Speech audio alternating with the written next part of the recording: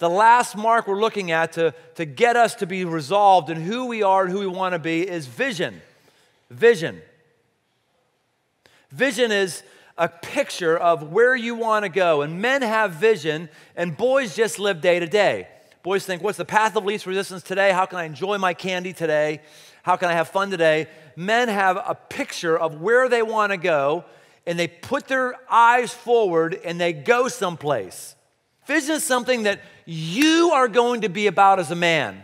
That's going to define your activities. It's going to define your checkbook. It's going to define your calendar. It's going to define your daydreaming.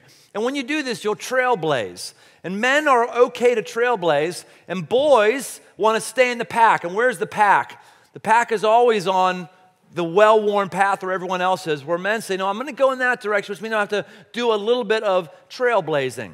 Anything that you will do that's a vision is going to have some criticism because boys aren't going to understand this. I have no idea what it is, but it needs to be something that's unique to you and sets you apart and gets you clear about why you're on this planet. And when you have this, it brings focus. Men focus. Men are able to focus on the future, and boys always leave their options open. You know, when you focus, it defines for you what you're going to do and what you're not going to do. If you have a vision, it clarifies things, where boys tend to not want a vision because they just want to have their options open for what could be a good thing for me to do today or this year. Every day when you say, I'm going to be a man today, I'm going to be a boy today, and this brings focus. Now, Jesus had crazy focus. He would say no to things, and he would say yes to things because of his focus. One of the more interesting ones for me was when he said no to a woman who was asking for help. I mean, shoot, what man says no to a woman who is asking for help? But he does, and he says this to her.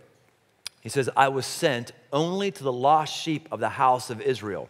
She's a Gentile woman, and she's asking him to spiritually engage. And he's like, you know what? I got to focus right now. Right now, my focus is my fellow Jews. That's what I'm doing. But we see just in the statements that, hey, I got to focus. It's the nation of Israel right now. Whenever you focus, someone is going to be threatened because you're not focusing on them. Vision isn't about just having a good day today. It's about seeing the long term. Vision is about the long term, and men think long term. Boys live for today. Men think the long haul. Boys live for today. Jesus tweaked his vision statement a little bit another time in the book of Luke. He says this: the Son of Man came to seek and save the lost. That's what I do. I seek and I save that which is lost. In other words, you and I are a part of his vision, to seek and save us, to get us into relationship with God. You know what's interesting about Jesus? There's no historian worth his salt that wouldn't agree the most impactful man in the history of the world is Jesus. And yet, when he died, he looked like an abject failure. I mean, think about it. He goes to the cross, and all the people who are gathering around him with his seminars, with his teaching, all that stuff, they're gone. His closest friends, they're all gone. People keep thinking, cynics keep thinking that Jesus wasn't really the Son of God. He was actually a zealot. He was trying to lead a revolution against the nation of Rome. He wasn't. There's no data of that whatsoever. And yet, even if that is true, he failed miserably at it. The nation of Israel wasn't different in its relationship with Rome as a result of anything. He was a total failure. It seems so in the immediate sense, but Jesus wasn't playing for the immediate. He wasn't playing for 33 years. He was playing for long-haul vision. He was playing for people in Cincinnati in 2014. Vision is hard.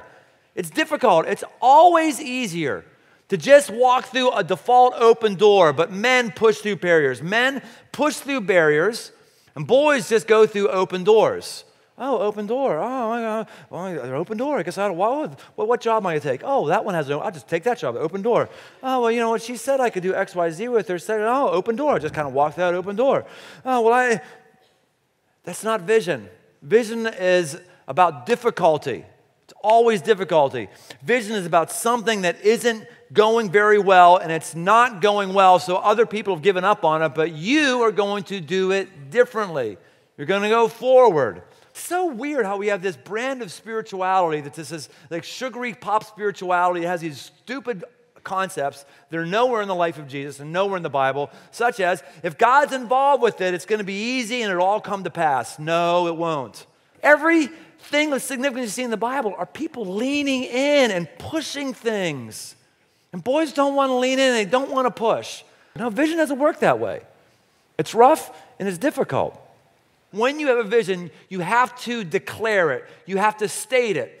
It has to be cemented in your mind and others. Men declare and boys drift. When you declare yourself, it tells other people, you can expect these things from me and other things you cannot expect them from me. When you declare yourself that way. One of the more heart-moving stories out of his life for me comes from the book of Matthew. Actually, it's a Matthew, Mark, and Luke. And it's the time where he comes before God and he is declared.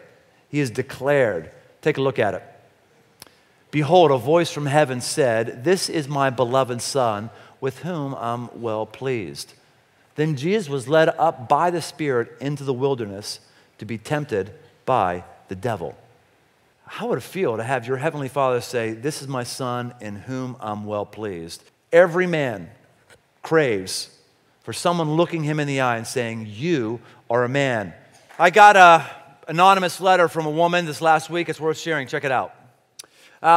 Dear Brian, my son and I were leaving the 11:45 service last Sunday. When we were pulling out of our parking space, we had a flat tire. We drove a 76 Comet.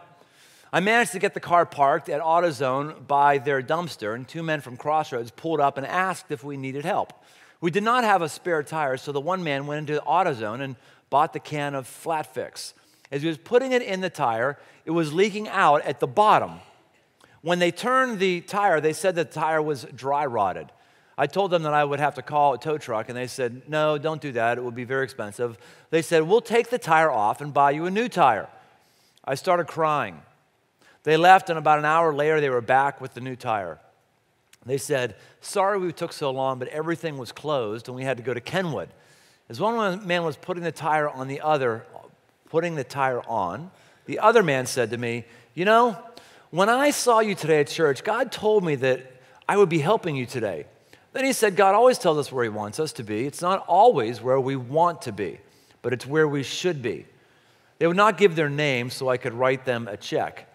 They saw our Kids Club t-shirts and said that's the least they could do for us serving in Kids Club. They said we need to get off our butts and do something. I said, "Well, you sure got off your butts today." Please share. God bless you, two new men. You know who you are. Man, isn't that great?